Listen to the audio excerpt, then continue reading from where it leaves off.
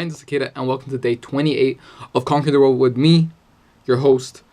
Today, I want to talk about cleaning your room in a very literal and maybe figurative sense, because my room is very dirty a lot of the time. I spent today sweeping, doing laundry, organizing some paperwork, and by paperwork I mean a lot of paper.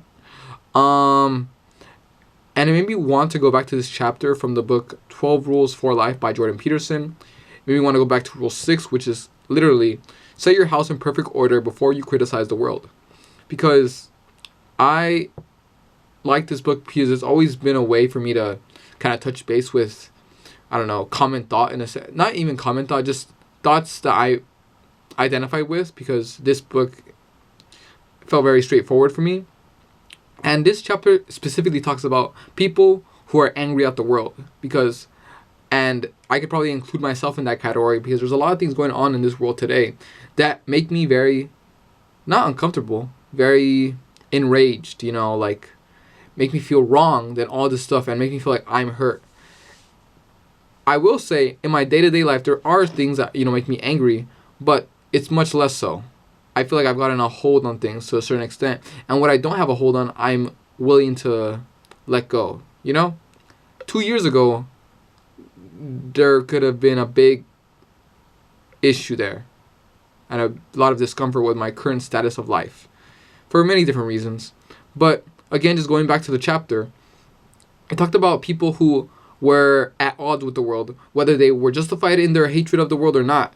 At the end of the day, the way it goes is, if you're angry at the world and you express your anger in this way, like by giving the world back what it gave to you, what good will come of that? What good will come of you hurting others because you were hurt once? You see what I'm saying?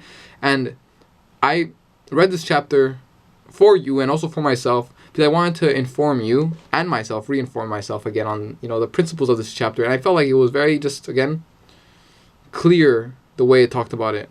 I'm going to read you a quote from Leo Tolstoy. I'm going to read you a quote from Leo Tolstoy that's mentioned in the chapter, because it makes the basis for a justified reason as to why humans are evil, right? So it says, "My position was terrible. I knew that I could find nothing in the way of rational knowledge except a denial of life. And in faith, I could find nothing except a denial of reason. And this was even more impossible than a denial of life. According to rational knowledge, it followed that life is evil and people know it. They do not have to live, yet they have lived and they do live. Just as I myself had lived, even though I had known for a long time that life is meaningless and evil." And the author, Peterson, goes on to say, if this is your thesis for life, then what's the point of living? Suicide. Like, at that point, that's what it talks about. It talks about why should you not suicide, right? And then it says, why stop there? Why not become a mass murderer to free every evil person of their existence? And just so you know, YouTube, I'm not condoning that, okay? This is just talking about the book, okay?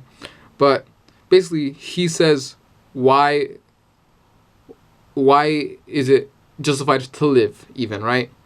And he talks a lot about suffering and suffering in this world. And I'm not gonna burden you with all the details of how life is terrible and how we have to endure it and everything, but I will read you this chapter because it made sense to me. It says, "This is life. We build structures to live in. We build families and states and countries. We abstract the principles upon which those structures are founded and formulate systems of belief. At first, we inhabit those structures and beliefs like Adam and Eve in paradise. But success makes us complacent. We forget to pay attention. We take what we have for granted. We turn a blind eye.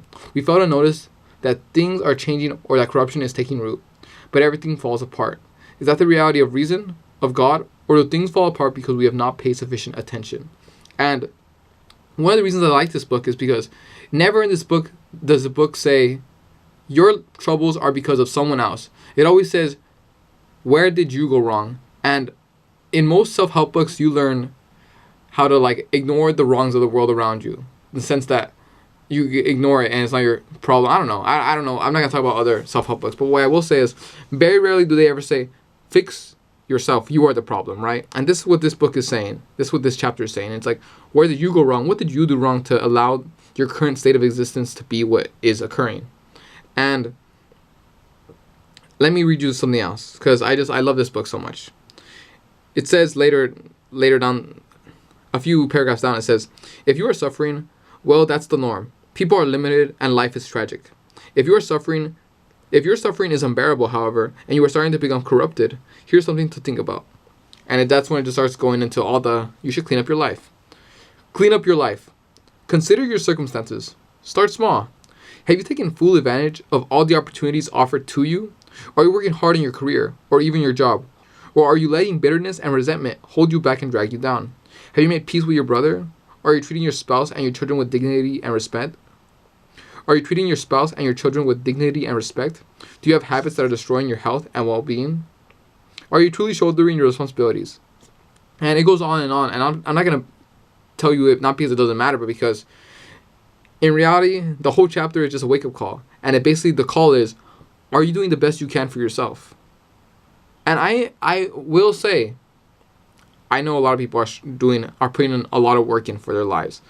A lot of low-income people, and you can say truly the system is truly unfair for all the hardworking Americans or whoever out there, right?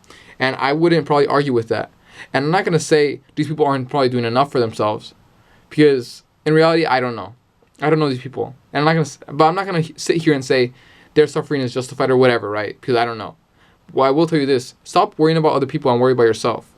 In the sense that worry about how you're helping other people. How does your life affect others? And of course, you can just start with the people who are around you, your family, your loved ones, maybe your coworkers, people you interact with a daily basis.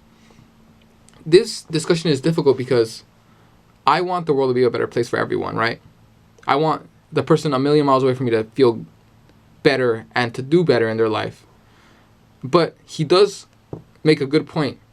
How are you going to make the world a better place if you can't even make the people around you and like the life you literally interact with on a day-to-day basis better? That's why, more on that later, but I just wanted to bring these ideas to your consciousness, so the next time you think of my life sucks, instead of saying my life sucks because of I don't get enough money or I don't have a girlfriend or whatever it is, how about you say my life sucks because of what I did? You hear what I'm saying? I almost want to cry, not because I'm ashamed of myself or anything, but because it's a true freedom to understand all your suffering, not all your suffering, but if a decent amount of your struggles are because of your own choices, you can always change your choices. You can always change your perspective. You can always begin again to do better today. Okay? I'm not sure I'm the best person to give you these ideas and to help you and to encourage you to incorporate a worldview where you are the final decider of what occurs in your life for the best of not only yourself but everyone around you. Of course, I'm not saying for you have to be an all-sacrificing saint. No one's saying that.